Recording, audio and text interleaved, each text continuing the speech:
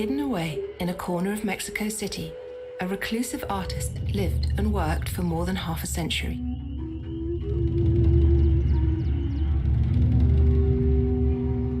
She was revered by the Mexican art world, but never courted publicity, and was little known overseas. Surprisingly, she was English, and her name was Leonora Carrington. Now, 100 years since her birth, the spotlight is at last upon her. And her work is being celebrated worldwide by museums and high-profile admirers. Collectors are starting to take note.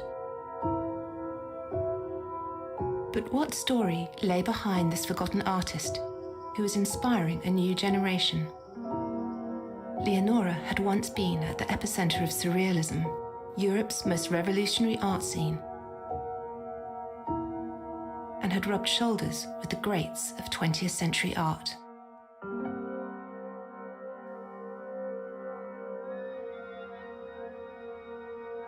What led this woman, who conquered Paris in the 1930s, to a life in exile so far from home? As it turned out, hers was a very strange and extraordinary story indeed. Well, I think it's never too late to mend. To mend the fact that I'm ignored in my own country.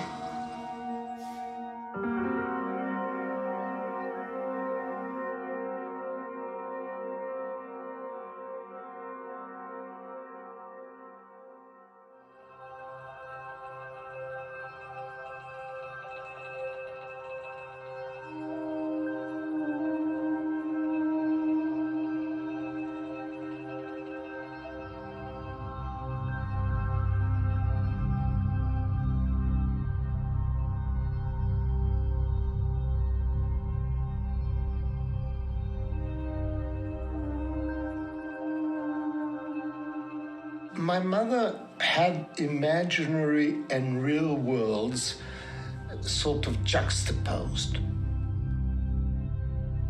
She didn't feel that one was as alien to the other.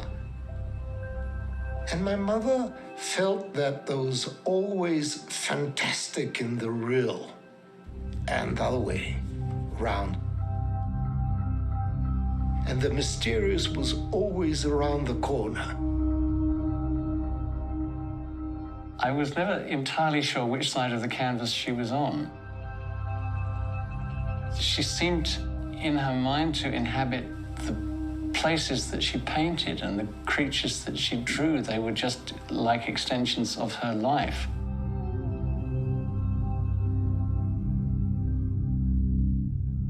Everything came from dreams she had had, in some way interpreted into the canvas. We can look into those pictures of hers and walk around inside them and meet these strange creatures that are there. They're usually quite benign. Some of them are a bit scary. But it's the sort of creatures that I would be very glad to meet in my own dreams.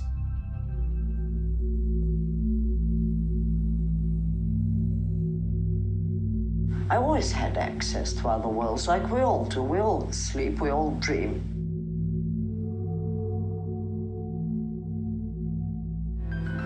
That kind of feeling that you have in childhood of things being very mysterious. Do you think anybody escapes their childhood? I don't think we do.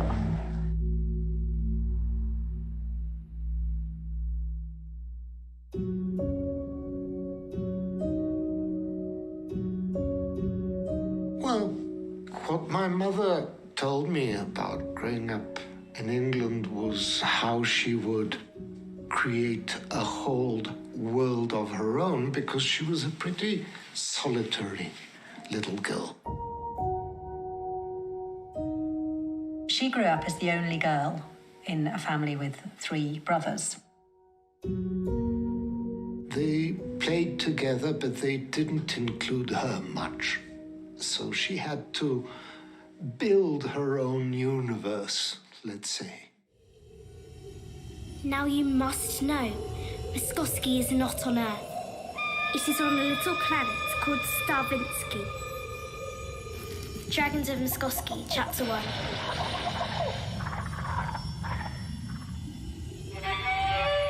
Horiptus is found on the northwest coast of Java. Feeds on millet oilseed.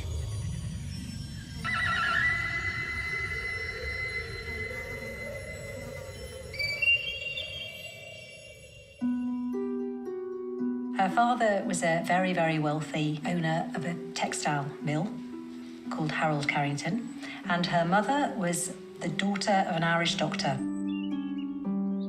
When Leonora was 3, they rented this really stupendous house, Crocky Hall.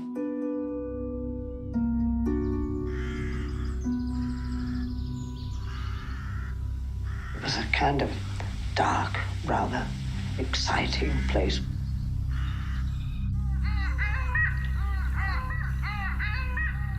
There was a lake. We had the myth that was bottomless, and we weren't allowed to go there alone. We did think that there was a ghost in the tower.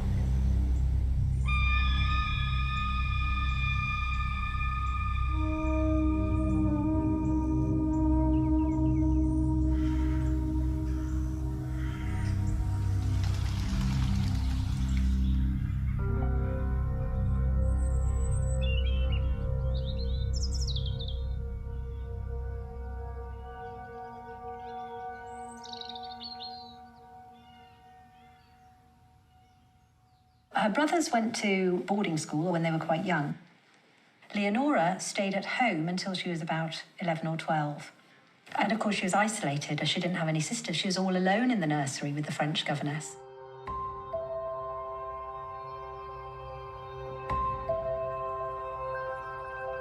She was called Mademoiselle Coutable. She never liked me. I had temper tantrums.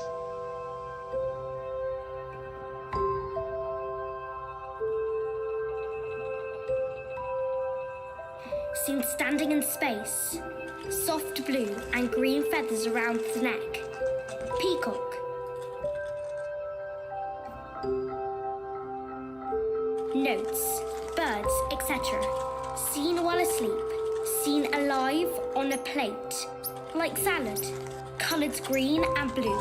Wet, like a frog and wriggly. When she got to, I think, 11, she did go away to school. She went to 2 Catholic boarding schools. Leonora Carrington, St Mary's Convent, Ascot. Summer term, 1932. May, eve of Corpus Christi. I was expelled from 2 schools, both convents. I think I was mainly expelled for not collaborating. I had a kind of allergy to collaboration. The Mother Superior wrote a letter saying, this child is neither capable of study or play, and hence we're returning her to you. My grandmother got us some watercolors at first, and apparently it was a rather complex set of colors. It wasn't just a cheap set.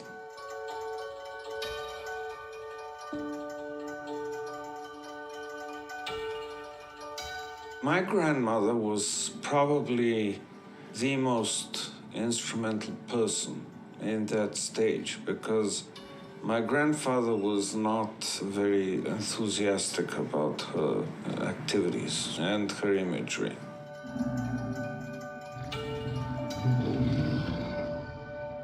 But my grandmother was a Celt, so she thought this was perfectly natural. In a way, Leonora's whole world started to grow when she was very little. All this magical Celtic world that her mother told her about. And she had these little paintings of fairy tales in her room that she kept all her life. With my grandfather, the relationship was not as close. He felt that he had to represent discipline and all those things. I felt him to be a very powerful presence. I remember how frightened I was of him. My mother, I think, had a sort of love-hate relationship with my grandfather. He was strict, but he was fair. I think he provided a sort of counterbalance to my grandmother in terms of Leonora. But she later came into conflict with him.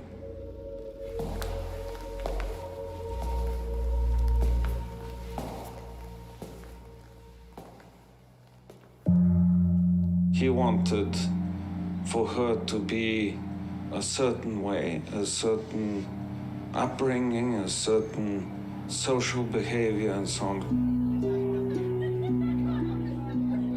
Certainly, after maybe 16 or 17, she was reluctant to be a model of what he wanted.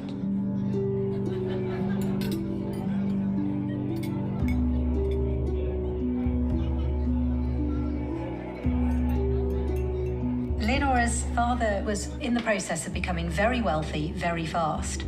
They were nouveau riche and they knew it. They wanted all the trappings of wealth.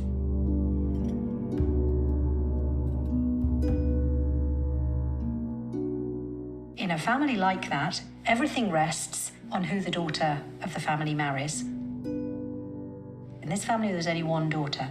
So who she married could have carried that family up into the higher social echelons, as it were. Well, they wanted me to conform to the life of horses and hunt balls and being well considered by the local gentry, I suppose. That sort of thing. So Leonora went to live in London to be launched into society, to come out as a debutante. This was one of my grandfather's plans, to present her to the king. So they gussied her up and dressed her in these silk garments and so on. I wrote, lots of stories there. The Debutante was a book that I wrote afterwards about my experiences. When I was a debutante, I often went to the zoo.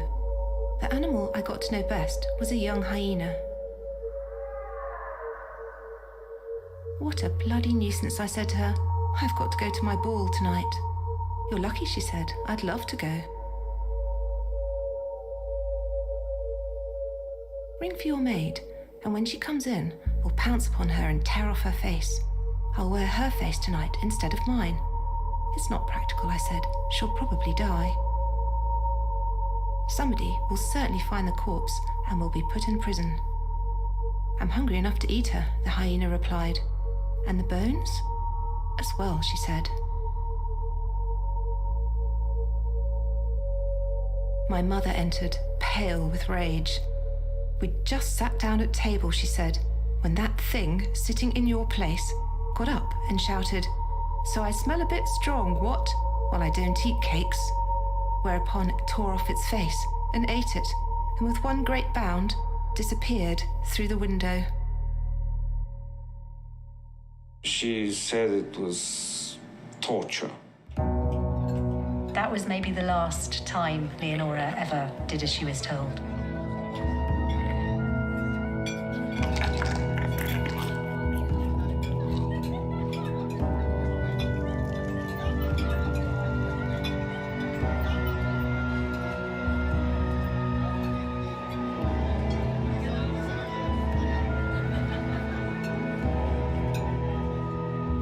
Her family have been seen as this upper-class family, but they were not an upper-class family.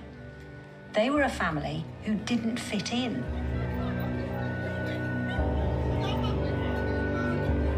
I think that's key to understanding Leonora.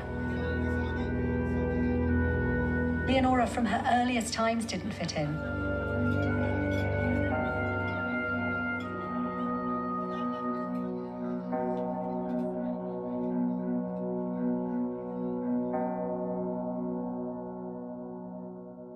The thing about Harold Carrington was that he came from a family where women would have known their place. Men were the workers, they went out, women stayed at home and did as they were told. He wasn't used to anybody answering him back, and the one person who did answer him back was the person he least would have expected, his only daughter. And I think that was a big shock for Harold. And I think that led to a very big clash between them. She used to say that her father was very stern and very severe, but I think she cared very much about her father. She said that her father was very narrow-minded and very difficult, but she spoke more about her father than about her mother. There were no marriage proposals, unsurprisingly. And I think her parents probably were at a bit of a loose end as to what to do with her next. And I think that she came up with this idea of going to art school. I was planning, I'm going to London to study painting. I already knew that.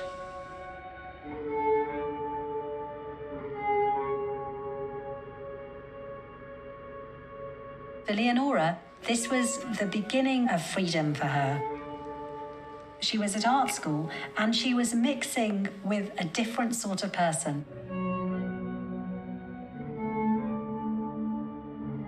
She found that she was an artist. She found that she wanted to study art. And she found surrealism. And surrealism was something that surprised her because it was so familiar. My mother gave me Herbert Reed's book on surrealism, and I had an affinity with it. She opened that book and she connected with surrealism. And in particular, she connected with a picture she saw in there by an artist called Max Ernst. Deux enfants menacés par un rossignol. Two children being frightened of a rossignol is what a nightingale is. I felt, yes, this is familiar. I know what this is about. A kind of world which would move between worlds. The world of our dreaming and imagination.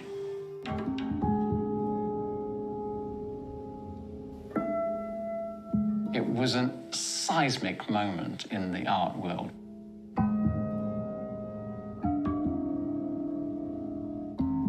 The public of Britain was just struggling to cope with the post-impressionists, and suddenly here were all these people who were regarded as madmen.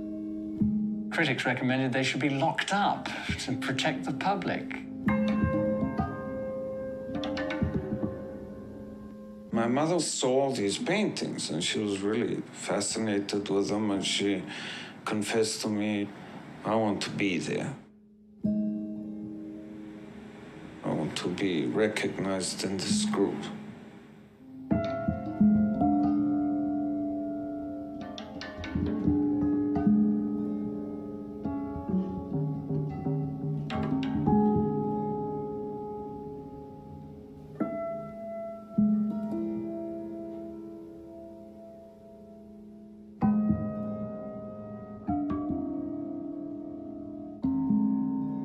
One evening, she's invited for dinner to the home of a friend of hers from art school, and they had invited an artist who was in London because he had a show on at the time, and that was Max Ernst.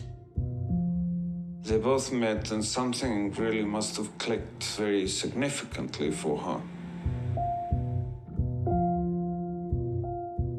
I knew his work and admired it. I thought he was a very extraordinary person. He was very intelligent. He was also very attractive. She said it didn't take very long before they were lovers.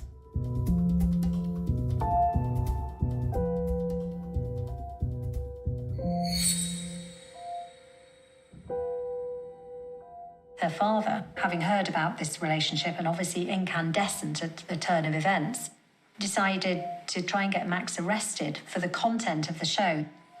So he called someone at the Metropolitan Police and said that he thought they needed to investigate this man, Max Ernst, because his images were pornographic. Max at that time was married, and this did not help things. But Max's friends, I think, rather liked Leonora and were kind of encouraging and supporting of her.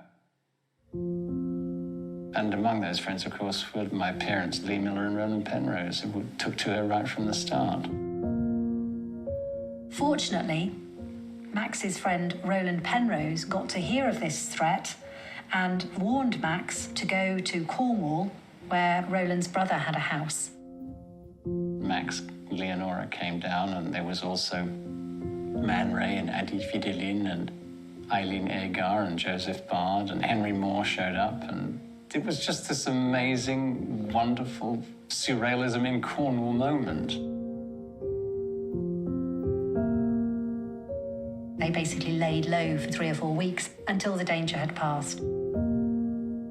Max went to Paris, and Leonora went to find her parents to tell them that she had made a decision on her future. I suppose it was the culmination of everything he'd had to put up with from Leonora, of all her rebellion over so many years, and now she was coming to say that she was going off to live in Paris with a married man, a penniless artist. He was absolutely furious. And he said to her, never obscure the threshold of my house again. And that's the last she saw him.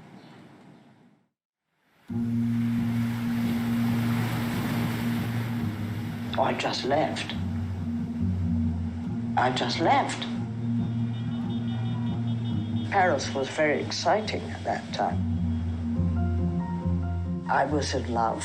I was with someone who was also an extremely interesting person. I was working and seeing new places. I knew it was better than being in a convent. Paris must have been a wonderful moment for Leonora, like emerging into the sunlight of really what the rest of her life would be about.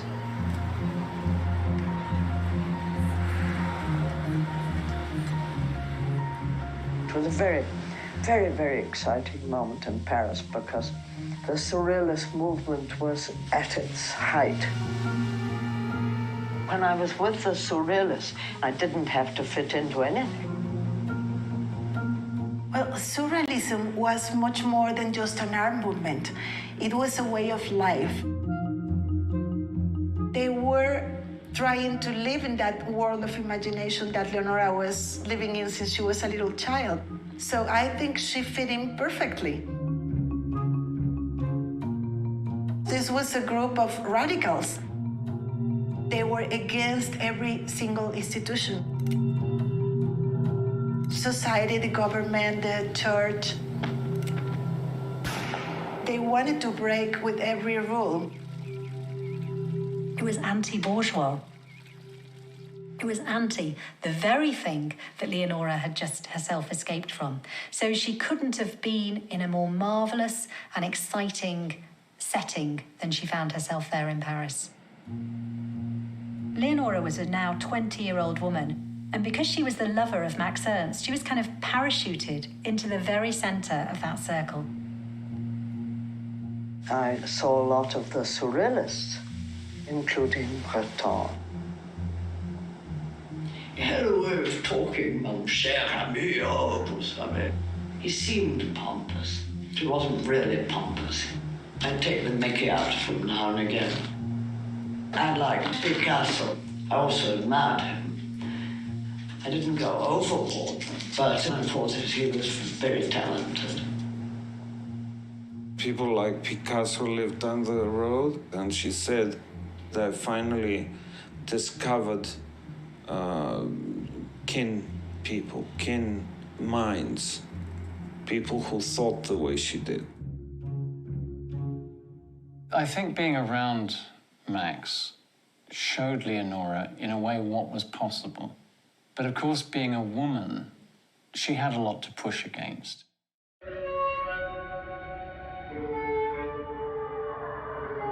Because although the Surrealists were these fantastic avant-garde, modern, free-thinking people, they still had a long way to go before they reconstructed their ideas about women.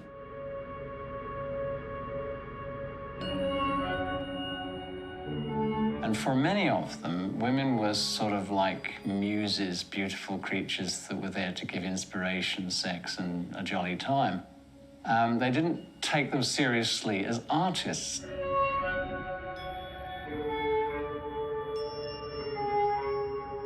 Well, the concept of female in the group was the femme enfant, which is cute but derogatory.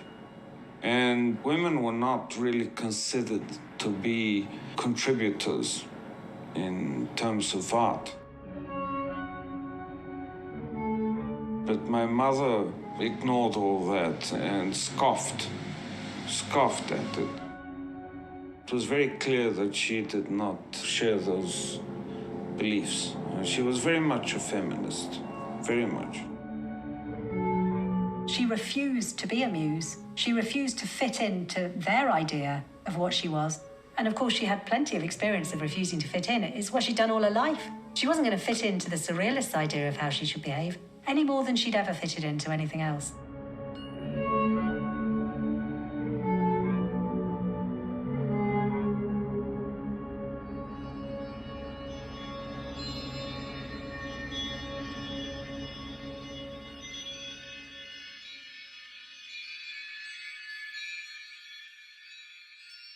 She always had to remind people that she was an artist and that she was a woman and she had her own ideas about her art and she was not a muse for either Max Ernst or for Breton or anybody else. Leonora and Max were in Paris for a few months over, I think, the winter of 1937 to 8. They then went to live in the south of France, in a town called Saint-Martin d'Ardèche.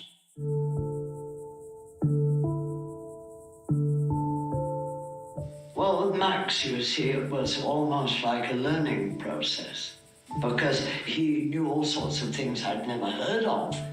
So it was a revelation, no? And it was a love affair also. I felt that it would be all right if it went on forever. She was extremely happy. This is, in her own words, the happiest time in her life. She told me this. And that Max had been the greatest love in her life, at the exclusion of anybody else.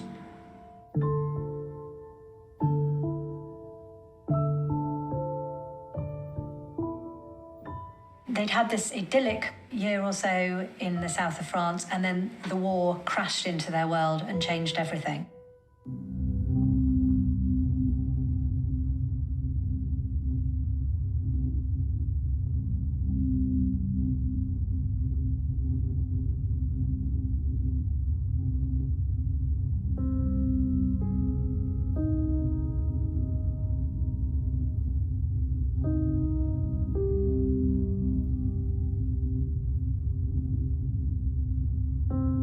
All of a sudden, the French start rounding up people of German extraction and putting them in a prison. Max was put by the Frenchmen in a concentration camp. I eventually went mad. My mother was destroyed by this. It was too much for her. She had a breakdown. And at that precise moment, she was visited by a friend from England who was obviously very worried by her state and persuaded her to leave Saint-Martin with her in her car and to go with her to Spain. She found her in a terrible state. She hadn't eaten in days, and she was eating roots or something like that from the garden, and in a very bad emotional state. They put her in a car and took her away. No, I have to wait for Max. I'm sorry, but the Germans are coming. And they were like 30 miles away or something like that, and they just got in the car and left.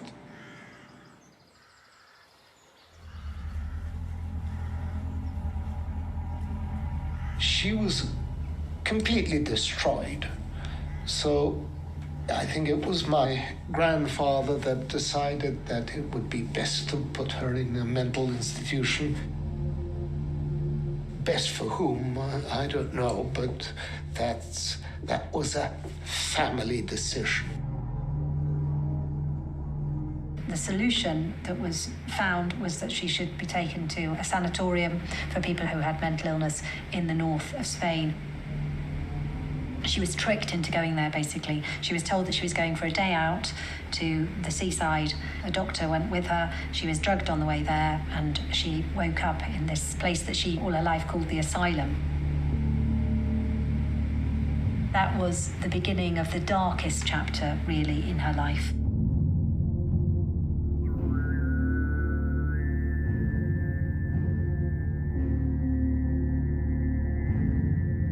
My first awakening to consciousness was painful. I thought myself the victim of an automobile accident. The place was suggestive of a hospital, and I was being watched by a repulsive-looking nurse who looked like an enormous bottle of Lysol. I was in pain, and I realized that my hands and feet were bound by leather straps. I learned later that I had entered the place fighting like a tigress. It was the treatment she received there that was so terrible. She was treated by being given a drug called cardiazol, which induced an epileptic fit.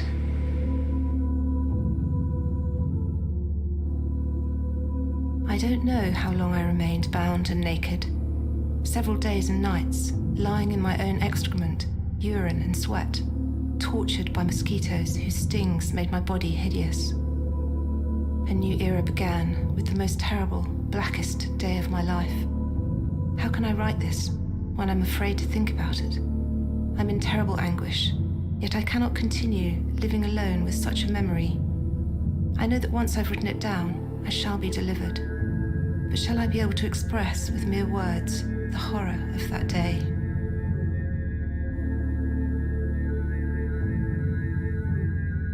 A stranger entered my room. He carried in his hand a physician's bag of black leather. Each of them got hold of a portion of my body, and I saw the center of all their eyes were fixed upon me in a ghastly stare. Don Luis's eyes were tearing my brain apart, and I was sinking down into a well very far. The bottom of that well was the stopping of my mind for all eternity in the essence of utter anguish. With a convulsion of my vital center, I came up to the surface so quickly I had vertigo. When I came to, I was lying naked on the floor. I went back to my bed and tasted despair.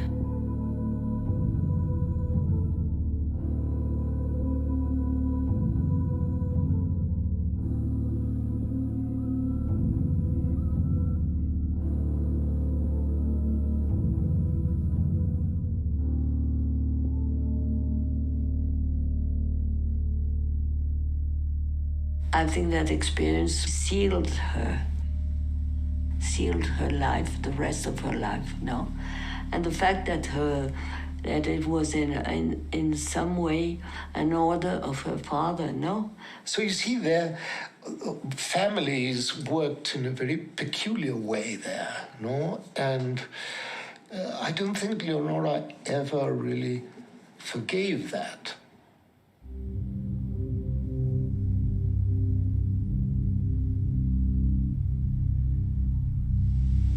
I came out different, much more frightened.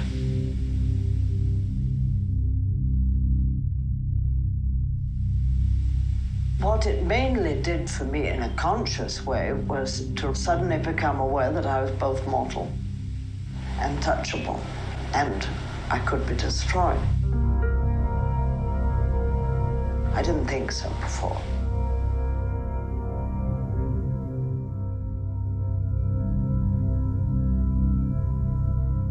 She was still only in her early 20s. She was really completely alone. I was frightened, so frightened all the time. My family wanted me to go back to England. So it was, you know, I didn't want to go back. And then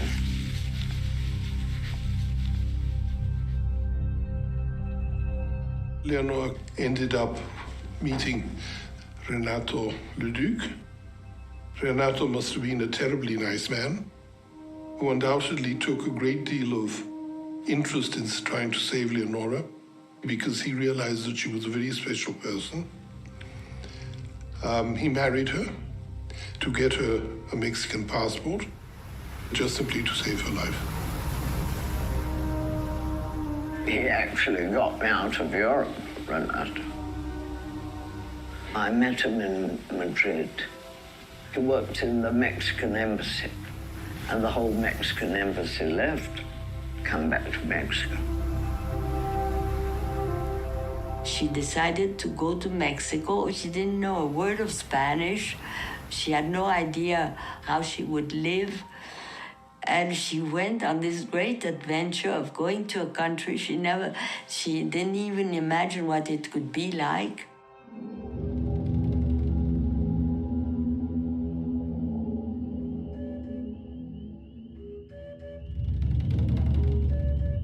Once you cross the border and you arrived in Mexico, you feel that you're coming to a place that's haunted. Spirits, the presence of spirits, whatever spirits are. It was like going to the other end of the earth. It was very extraordinary and very, very exotic. Sometimes I found it marvelous. Sometimes I found it horrifying. There's a lot of similarities between the ancient Mexican civilizations and the Celtic cultures.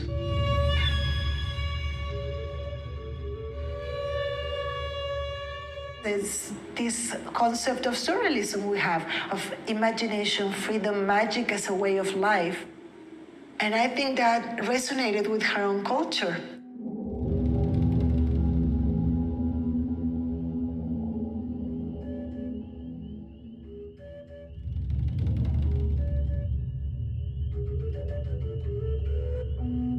Mexico became a refuge. She found it painful to leave Europe, and she was always nostalgic about Europe. But then she made a life in Mexico.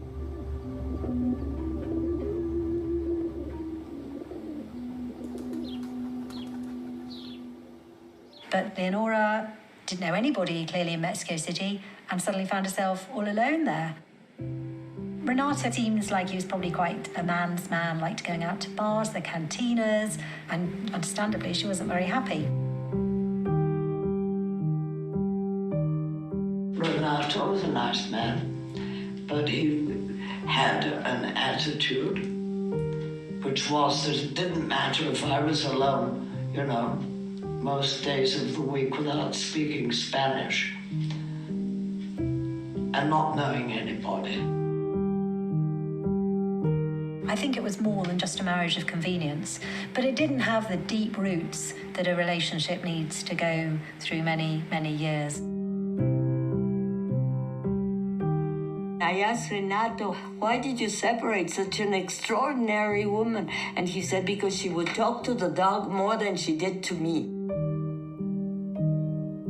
Leonora settled into Mexico, into a Mexico where a great deal number of intellectuals were coming to Mexico at the time, of all nationalities and all races.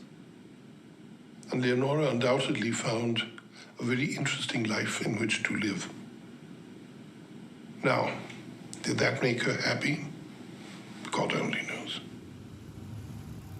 She made new friends there, and they were, crucially, other people like her who had fled from wartime Europe and who had no family. And most of those people who became her closest friends in Mexico City would never see their families again, any of them.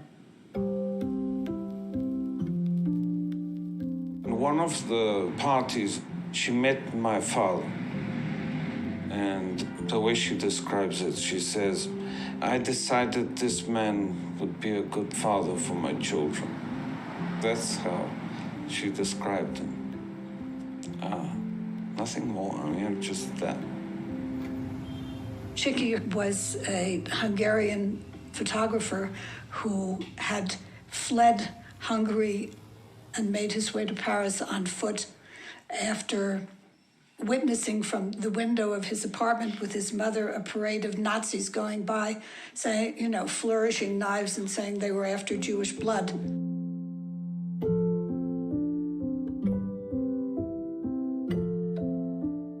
Leonora and Chiki were both people who had ended up in Mexico from war-torn Europe. They were both people who had left their families behind. Chiki's family were mostly dead. They were at an exciting moment in a way in their lives because they were there in this new country and they were young people.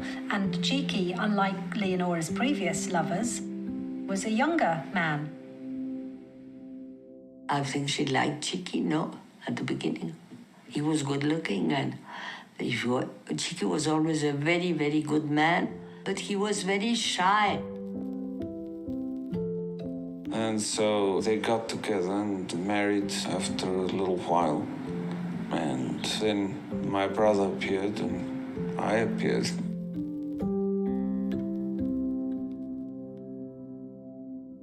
I believe motherhood was the most amazing experience she ever had.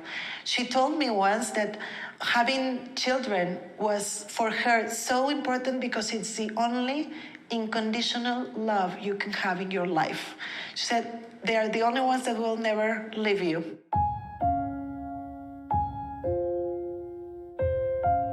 When she was pregnant, she was scared, but she was painting like crazy.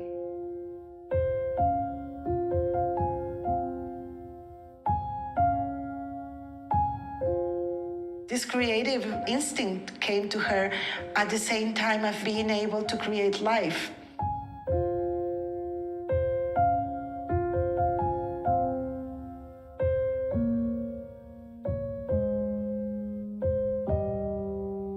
And I think that gave her a very powerful sense. I think her best work did come at the time when she was painting with the brush in one hand and the baby in the other.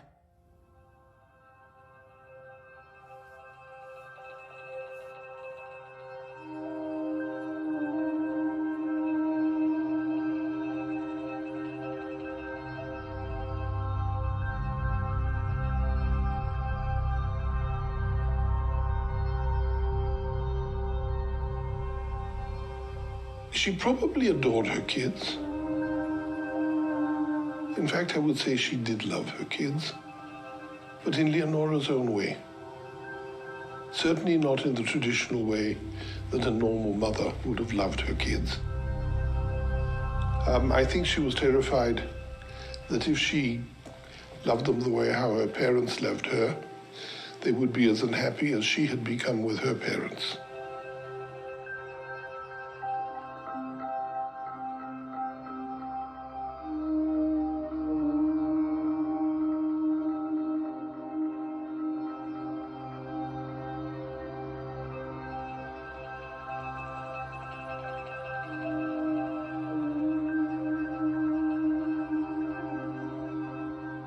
She realised when she had Gabby and Pablo how important this new family was going to be to her, because she was somebody who'd left her family behind.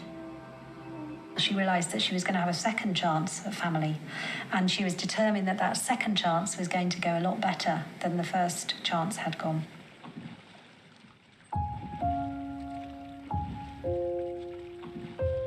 I don't think she could have loved 2 children more than my brother and myself. I don't think that would have been possible. And my father was the same, in a different way. He was a little more realistic in terms of getting us to get through school without flunking and things. He instilled a little discipline into this marvelous world that we were enjoying. The boys were very near her. The boys were always walking, one on this side, one on this other side, and always with her. She shut herself in her studio, but we used to open the door and come in. She would say, I need to work, so be very quiet. Here's a piece of paper, draw.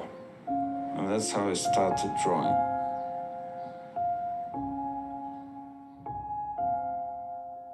Sometimes it was dreadfully difficult. She was paralyzed and desperate that no images came, and it was barren, and she was extremely depressed sometimes. But sometimes it just flowed like that, and she was very excited, and she wouldn't leave the studio because there were so many things coming.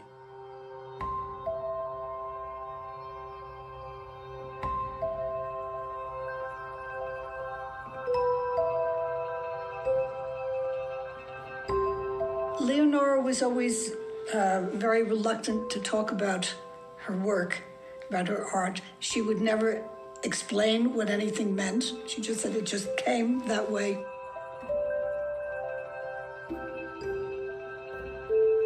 She didn't do anything to promote her career. She was totally foreign to anything resembling public relations.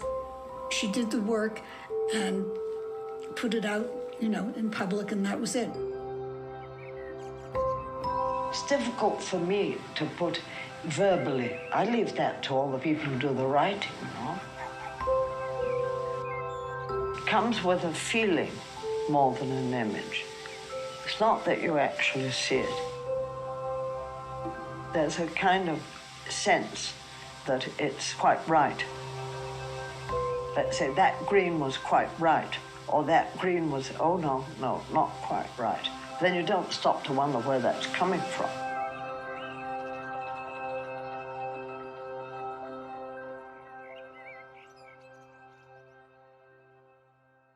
To be an artist, it was so natural in her, no?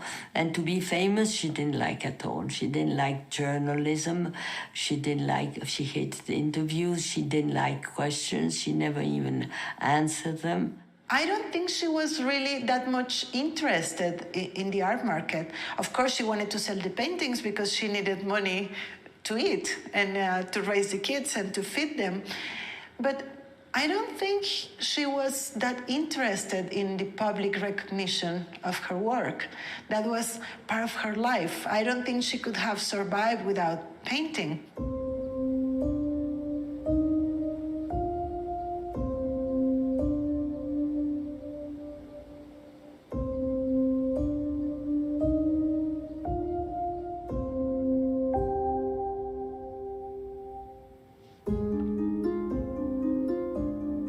She would use any kind of little room for her painting. It was not important to have a studio like many of the other quote-unquote great artists had. She had a little studio upstairs, a very poor little studio with electricity, things that were all like this, cords, all very things. She said, my goodness, and the rain got in, and she had a very uncomfortable chair. Everything was sort of very difficult and uncomfortable, and that's where she painted. But it was very funny because you saw all these Mexican painters that weren't 10% as good as she could be, that had all these enormous studios, horrible wide studios full of horrible paintings. And she had this, and she was doing all this marvelous painting, in this little room. I think it's in Mexico that she found her real way, artistically speaking, because that's where she had, I think, enough time to dedicate herself fully to what she was, an artist. She'd kind of run and run and run and run and run, and she got to the end of the line, really. There was nowhere else to run to.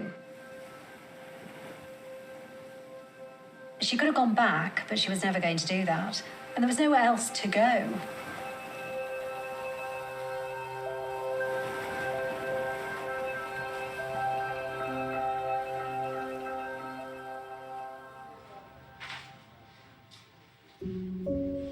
Did she want to go back to England? Well, she was terribly homesick and nostalgic.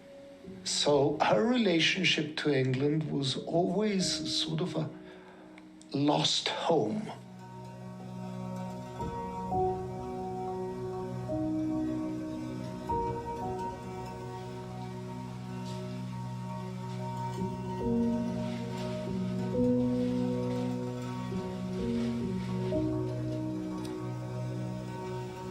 Well, a home is the kind of illusion a lot of us have. Being settled doesn't exist, really.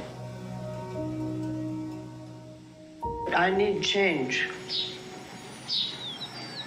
because I get sort of suffocated by my own atmosphere or things that become too familiar. She never quite fitted anywhere. Not England, not Mexico. I don't think she was comfortable anywhere. That's the truth. And if there was one country where my mother was very comfortable, was art. That was her country.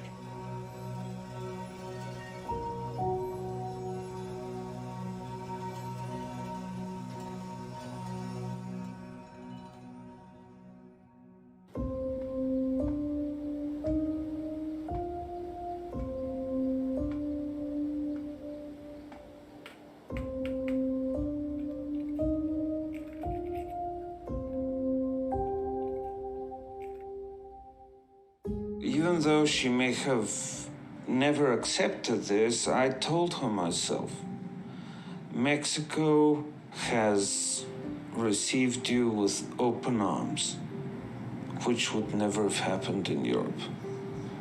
Never.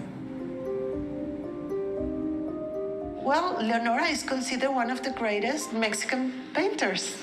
She's always been considered a Mexican artist. Even though she was born in England, for us, she is our artist. She belongs to Mexico. And she's always been recognized here. She's always had a very good name.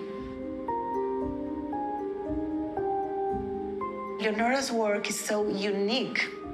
And I think that's a legacy that even though she was surrounded by all these big shots of surrealism, she was able to look inside of her and create something that was really unique and visionary. Being tucked away in Mexico City certainly did not help her achieve recognition in the way that she could have done, should have done. But Leonora certainly did not achieve the recognition in this country that she so richly deserved. Leonora, as an artist, may still be in her infancy in terms of how well known she will one day be. And I do think that Leonora's moment is still ahead in terms of her being really well known and acknowledged an artist, because so many of her themes were ahead of their time and are probably still ahead. I think she was ahead of all of us. She was so extraordinary. So anyone who's ahead of you, you have always the idea of saying that as you can't explain or you can't understand, you say things that are under the personality of that person. No, and Leonora was like that. She walked in another world. She lived in another world. No. She was a little bit like like a genius, but also like a monk of the Middle Ages, or like someone that doesn't exist anymore. Lots of things died when she died.